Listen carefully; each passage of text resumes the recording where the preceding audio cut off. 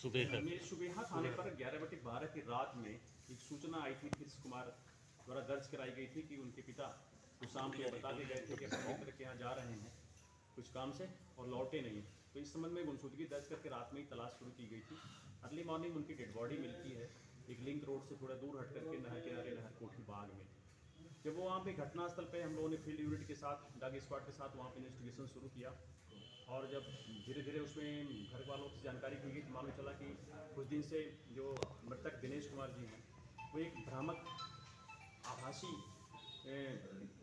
चीज़ों की शिकार थे कि उनको जल्दी ही कुछ बहुत बड़ी रकम मिलने वाली है और वो गड़ा धन कहीं से मिलने वाला है। इस बात की उन्होंने कहीं से जिक्र किया और उनकी इसी मानसिक दशा का फायदा लेकर के जब्बार नाम का व्यक्ति जो बेसिकली रहने वाला जयपुर थाना क्षेत्र का है और उसकी दूर से रिश्तेदारियाँ हैं वहाँ आना जाना था, इनके संपर्क में आता है। फिर इनके घर भी आना जाना हुआ और उसने कहा कि हम एक अनुष्ठान करेंगे जिसके तहत आपका गड़ा हुआ धन मिल जाएगा।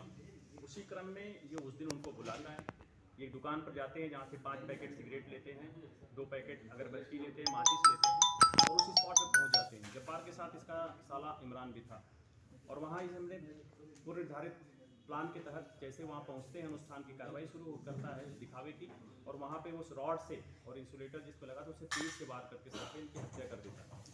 और वहाँ से जो इनके पास घर वाले जानते थे 1,75,000 रुपया, लेकिन इनके पास 1,84,000 रुपया था, वो ले करके और उस सिगरेट आती वहाँ से मूव कर देता है। जब गिरफ्तार हुआ अभी विवेचना के दौरान तो इसके पास से 50,000 रुपया मिला है और एक 34 इसके साले इमरान के पास है जिसके बारे में उसके परिवार के लोगों ने भी पुष्टि की है कि वो कुछ न कुछ जरूर किया है ऐसा।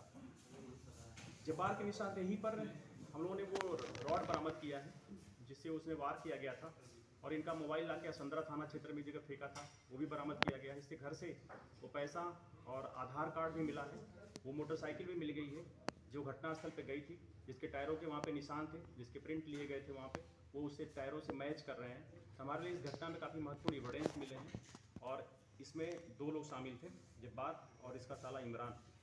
इसकी मोटरसाइकिल भी जो घटना में शामिल थी बरामद हो गई है। तो ये एक ब्लाइंड केस थी और इसमें टीम ने काफ़ी अच्छे लगे काम किया था और इसका अनावरण हुआ है और हमारे लिए इसमें बहुत सॉलिड एविडेंस है, इसका हम सजा भी करा पाएंगे।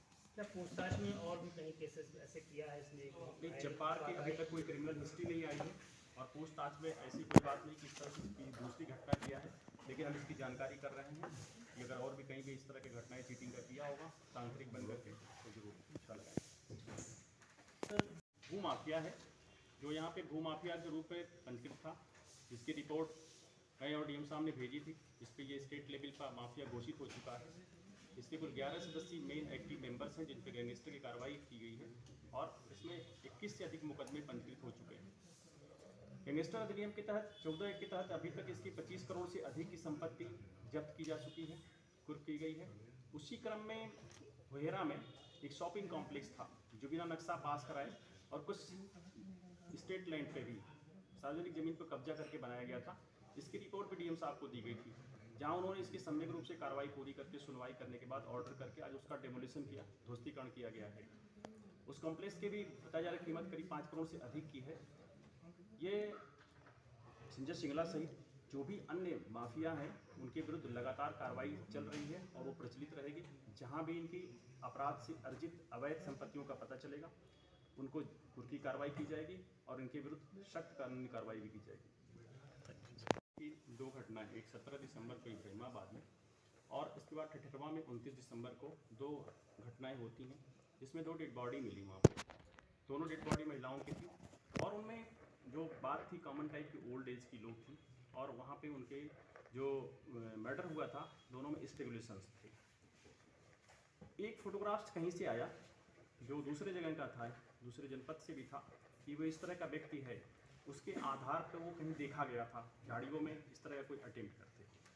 उस आधार पर हम लोगों ने उस फोटोग्राफ्स को लोगों में अधिक से अधिक दिया, पहचानवाने की कोशिश की गई, आसपास के गाँव में कोशिश की गई, क्योंकि जो घटनाएं हुई थी उन्हें मोटिव इस्टेब्लिश नहीं हो रहा था। ये था कि कोई इस तरह का घूमने वाला व्यक्ति तो हो सकता है देखा जाए।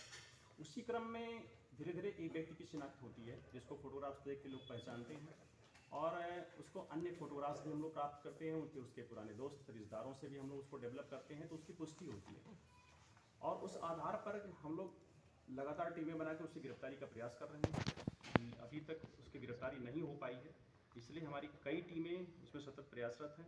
हमने कई जो है सादे में टीमें लगा रखी हैं, कई जगहों पे हमने पिकेट और गाड़ाबंदी कर रखी है।